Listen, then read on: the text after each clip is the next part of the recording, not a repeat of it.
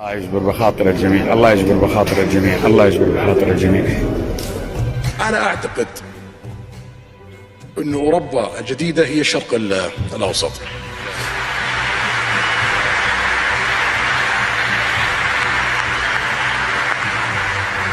المملكة العربية السعودية في ال5 سنوات القادمة سوف تكون مختلفة تماما. البحرين سوف تكون مختلفة تماما. الكويت، حتى قطر على خلافنا معاهم لديهم اقتصاد قوي سوف تكون مختلفة تماما بعد 5 سنوات.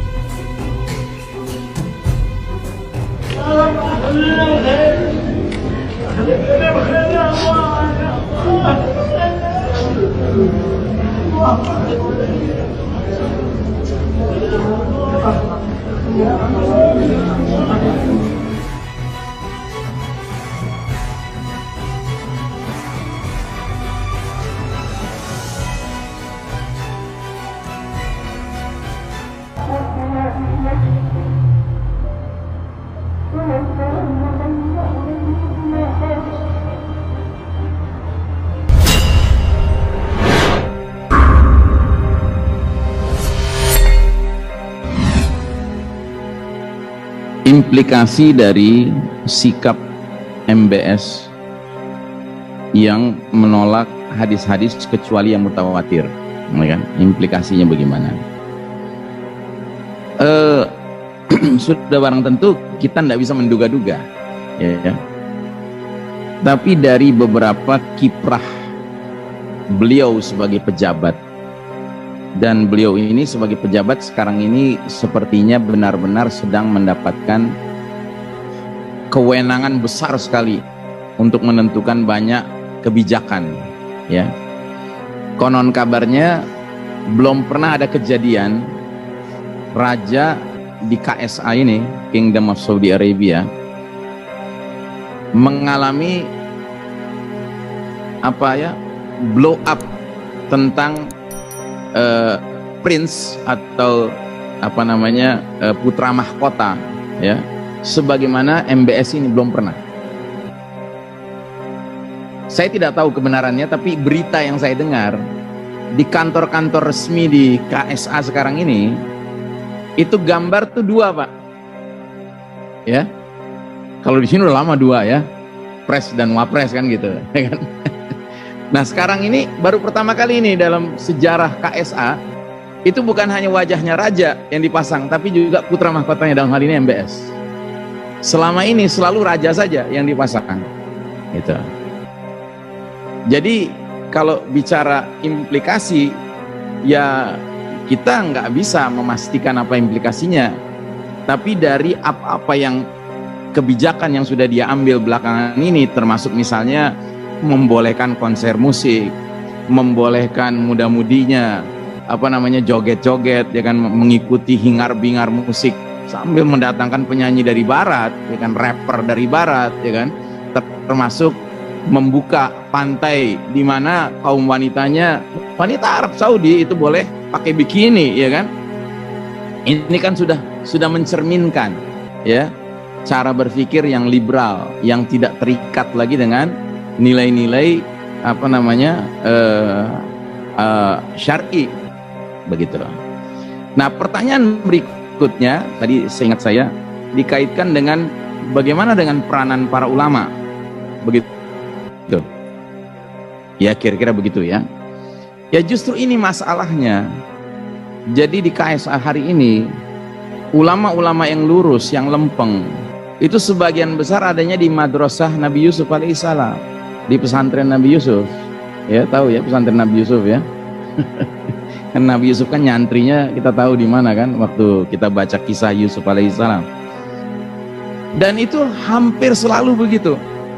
Jadi setiap ada ulama yang lurus, yang bersuara menyampaikan kebenaran, an-nahyi anil munkar terutama, ya kan, itu segera menghilang dari peredaran. Sehingga makin hari yang tersisa itu ulama-ulama yang memang tidak melakukan nahi mungkar. Malah sebaliknya, kalau saya sebut nama ulama ini pasti Anda kenal. Nah, ulama ini pada bulan Juli 2020 kemarin di depan Ka'bah hari Jumat, khutbah Jumat, ya dia mengatakan salah satu cuplikan khutbahnya adalah sudah saatnya dipertimbangkan rekonsiliasi antara negara Arab Saudi dengan Israel, gitu. Dan begitu dia menyampaikan khutbah ini, ulama-ulama yang lurus langsung memberikan reaksi, menentang, ya kan? Dan begitu menentang, hilang mereka. Ya, nah inilah realitas yang sedang kita hadapi di negeri Haramain ini. Ya, ini realitas yang kita nggak boleh tutup mata dengan realitas itu. Ini realitas pahit, ya. Al-waqi' al-marir, ya kan, realitas pahit nih yang sedang kita hadapi, ya kan. Tapi sebagian ulama yang peduli akhir zaman, ada juga yang beranggapan bahwa barangkali inilah cara Allah Ta'ala untuk menyegerakan datangnya the certified leader, pemimpin yang dapat sertifikasi dari Nabi, dari Allah Ta'ala, yaitu Al-Mahdi, ya. Al-Mahdi itu akan datang pada saat terjadi ikhtilaf, kekacauan, kan begitu bunyi hadisnya. Yakunu ikhtilafun inda mauti khalifah, akan terjadi kekacauan saat matinya seorang pemimpin. Lalu laki-laki ini akan lari dari Madinah ke Mekah, ya karena kacau situasi, ya. Nah, wallahu a'lam bishawab, ya kita tidak tahu, yang pasti memang salah satu bagian penting dari kita mengamati alamatus sa'ah adalah mengamati perkembangan di Haramain. Itu penting sekali, ya. Bahkan selalu dikatakan setiap raja wafat kita harus pantau.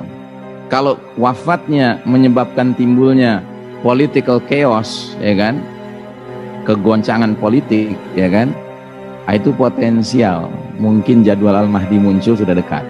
Seperti kemarin wafatnya Raja Abdullah digantikan oleh Raja Salman, itu sampai ada pembahasan khusus di salah satu media mainstream, ya kan.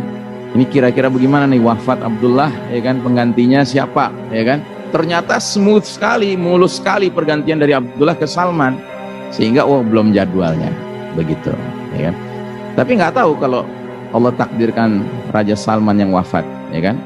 Karena di bawah ini sudah banyak spekulasi tentang pertarungan kepentingan politik di kalangan